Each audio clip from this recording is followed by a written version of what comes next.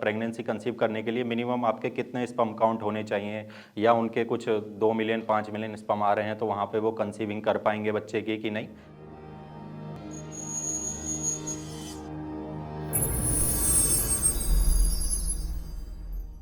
नमस्कार दोस्तों, मैं हूं डॉक्टर उज्ज्वल, डॉक्टर हेल्थ की तरफ से।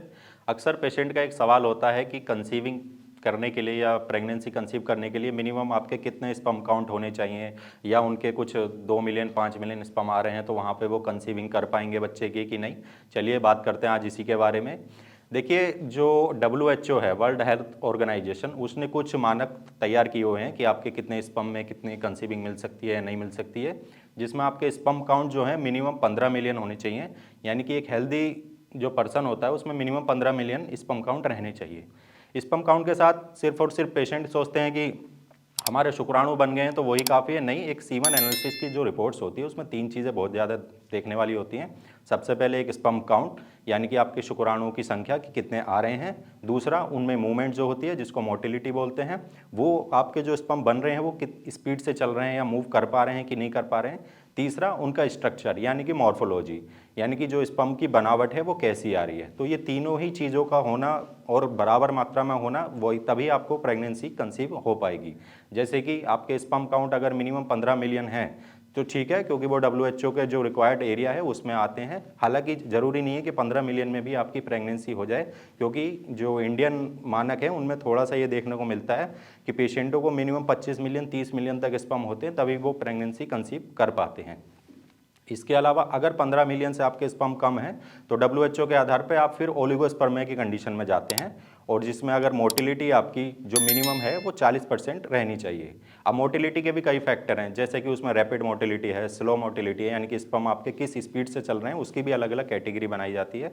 तो जो आपकी रैपिड मोटिलिटी यानी कि जो सबसे तेज चलने वाले स्पर्म है वो मिनिमम आपके 32% होने ही चाहिए। यानी कि आपके 100% स्पर्म है उनमें से 32% तो ऐसे हैं जो चलने ही चाहिए तेज स्पीड से, तब आप वहाँ पे कंसीविंग के चांस पे पहुँचोगे। और जो आपकी मॉर्फोलॉजी है यानी कि जो स्ट्रक्चर है, बनावट आपके स्पर्म की, वो मिनिमम 4% से ऊपर रहनी चाहिए। यानी कि जो 4% से 10% के आसपास आपकी मॉर्फोलॉजी रहनी चाहिए। कहने को तो पेशेंट अक्सर ये भी कहते हैं कि सर कंसीविंग के लिए तो सिर्फ एक स्पर्म की ज़रूरत होती है, एक स्पर्म एग से मिल जाएगा तो कंसीविंग मिल जाएगी, लेकिन ऐसा कुछ नहीं है। दरअसल जितने भी आपके स्पर्म बन रहे हैं जो आपने इजैकुलेट किए हैं उसमें से 50% तो वेजाइना में ही डेड हो जाते हैं, और वहाँ से एग तक पहुँचते पहुँचते वो वेंस के थ्रू और जो डक्ट हैं वहाँ से पहुँचते शुरू, और वहाँ पे जो एसिडिक नेचर होता है वेजाइना का उनसे बचते बचाते वहाँ से सिर्फ 10 से 15% ही आपके स्पर्म वहाँ तक पहुँच पाते हैं। और उसमें से भी जो सबसे तेज़ होते हैं स्पर्म, यानी कि आपकी मोटिलिटी इतनी ज़रूरी है वहाँ पे कि जो आपके हेल्दी स्पर्म है वो वहाँ एग तक पहुँच पा रहे हैं कि नहीं पहुँच पा रहे हैं। फिर वो पहुँचेंगे और वहाँ पे फिर आपकी कंसीविंग की प्रोसेस शुरू होगी। जब वो फर्टिलाइजेशन होंगे, एग से मिलेगा आपका स्पर्म, तब जाके होता है। तो ये प्रोसेस सिर्फ सुनने में सही लगती है कि आपके 15 मिलियन स्पर्म है तो आपको कंसीविंग मिल जाएगी, नहीं, आपको मिनिमम 25 से 30 मिलियन स्पर्म काउंट चाहिए। मोटिलिटी मिनिमम तो 40% चाहिए, लेकिन उससे जितना ज़्यादा हो सके वो आपको कंसीविंग दिलवाने में मदद करेगी। अब सवाल ये उठता है कि आपके स्पर्म काउंट के लिए, मोटिलिटी के लिए आपको पता कैसे करना है कि आपके क्या चल रहा है, या आपकी शादी हो गई तो कंसीविंग नहीं मिल पा रही, तो रीज़न क्या है।